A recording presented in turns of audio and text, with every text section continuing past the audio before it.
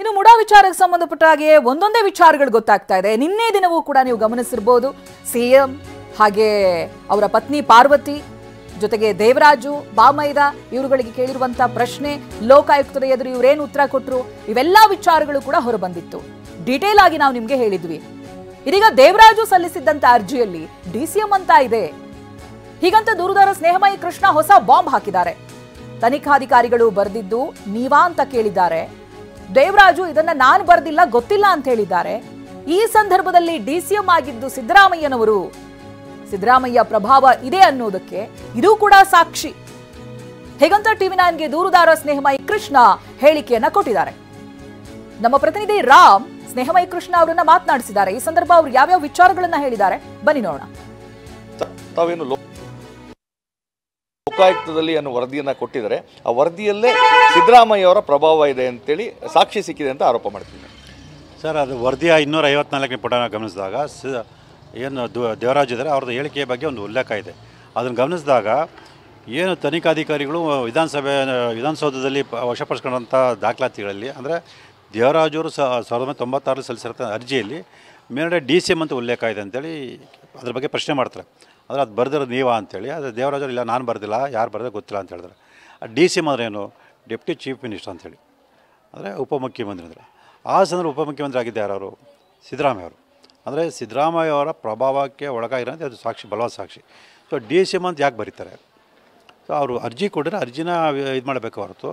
So DCM ಅಂತ ಅಲ್ಲಿ ಸ್ಪಷ್ಟ ಉಲ್ಲೇಖ ಇದೆ ಅಂತಂದರೆ ಆಗಿನ ಉಪಮುಖ್ಯಮಂತ್ರಿ ಆಗಿದ್ದಾರೆ, ಅಂದರೆ ಡೆಪ್ಟಿ ಚೀಫ್ ಮಿನಿಸ್ಟರ್ ಆಗಿದ್ದ ಸಿದ್ದರಾಮಯ್ಯ ಅವರ ಪ್ರಭಾವದಿಂದಲೇ ಆ ಒಂದು ಭೂಸ್ವಾಧೀನ ಕೈ ಬಿಡುವಂಥ ಪ್ರಕ್ರಿಯೆ ನಡೆದಿದೆ ಅಂತೇಳಿ ಸ್ಪಷ್ಟವಾಗುತ್ತೆ.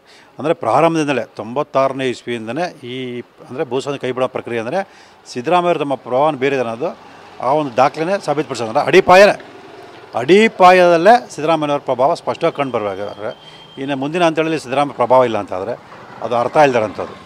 ಅಂದರೆ ಈಗ DCM ಅಂತ ಯಾಕೆ ಬರೆದಿರ್ಬೋದು ಅರ್ಜಿ ಮೇಲ್ಗಡೆ ಅಂತ?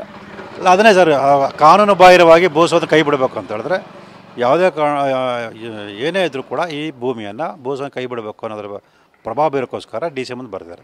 ಈಗ ನೋಡಿ, ಹೌದು, ಈಗಾಗಲೇ ಅದೇ ಜಮೀನು ಅಂದರೆ ಬಡಾವಣೆ ಸಂಬಂಧ ಮಾಡಿ ಸಾಕಷ್ಟು ಜನ ರೈತರು ಭೂಸ್ವಾಧೀನ ಕೈ ಬಿಡೋದು ಅರ್ಜಿ ಕೊಟ್ಟಿದ್ದಾರೆ. ಅದು ಯಾವುದಕ್ಕೂ ಪರಿಗಣಿಸ್ತಾ ಇರತಕ್ಕಂಥ ಅಧಿಕಾರಿಗಳು ಮತ್ತು ಪದಾಧಿಕಾರಿಗಳು ಈ ಒಂದು ಅರ್ಜಿಯನ್ನು ಪರಿಗಣಿಸ್ತಾರೆ ಅಂತಂದರೆ ಆ ಒಂದು ಇನ್ಷಿಯಲ್ ಏನಿದೆ DCM ಅಂತೇಳಿ ಅದು ನೀವು ಗಮನಿಸ್ಬೋದು. ಯಾರು ಒಬ್ಬ ವ್ಯಕ್ತಿಯ ಪ್ರಭಾವನ ಬಳಸ್ಕೊಂಡು ಕೆಲಸ ಮಾಡಿಸೋಕೆ ಹೋದಂಥ ಸಂದರ್ಭದಲ್ಲಿ ಅವರಿಂದ ಒಂದು ಸಂಕ್ಷಿಪ್ತವಾಗಿ ಬರೀತಾರೆ, ಸೊ ಯಾರು ಹಾಗೆ ಅಂತೇಳಿ. ಹಾಗಾಗಿ ಈ ಅರ್ಜಿಲಿ DCM ಸ್ಪಷ್ಟವಾಗಿ ಬರೆದಿದ್ದಾರೆ. ಅಂದರೆ ಆಗಿನ DCM ಸಿದ್ದರಾಮಯ್ಯ ಸೂಚನೆ ಮೇರೆಗೆ ಈ ಅರ್ಜಿಯನ್ನು ಪರಿಗಣಿಸಬೇಕು ಅನ್ನೋದ್ರ ಒಂದು ಸ್ಪಷ್ಟ ಸಂದೇಶ ಅಲ್ಲಿ ಕಂಡುಬರುತ್ತೆ. ಅಂದರೆ ಅದೇ ಕಾರಣಕ್ಕೋಸ್ಕರ ಅದು ಡಿನೋಟಿಫೈ ಆಗಿದೆ ಅಂತ ತಮ್ಮ ಆರೋಪ? ಹೌದು ಸರ್. ಯಾವುದೇ ಒಂದು ತಕರಾರು ಇಲ್ಲದೆ ಅದು ಕೈ ಬಿಡ್ತಾರೆ ಅಂದರೆ ಅವ್ರ ಪ್ರಭಾವ ಬೇರೆ ಅಂತ ಅರ್ಥ ಸರ್. ಅದನ್ನೇ ಹೇಳ್ತೀನಿ, ನೀವು ದಯವಿಟ್ಟು ಮೈಸೂರು ನಗರಾಭಿವೃದ್ಧಿ ಪ್ರಾಧಿಕಾರದವರು ಎಷ್ಟು ಭೂಸ್ವಾಧೀನ ಕೈ ಬಿಡಬೇಕಂತೇಳಿ ಅರ್ಜಿ ಸಲ್ಲಿಸಿದ್ರೆ ಆ ಅರ್ಜಿಗಳನ್ನು ತಿರಸ್ಕಾರ ಮಾಡಿದ್ದಾರೆ.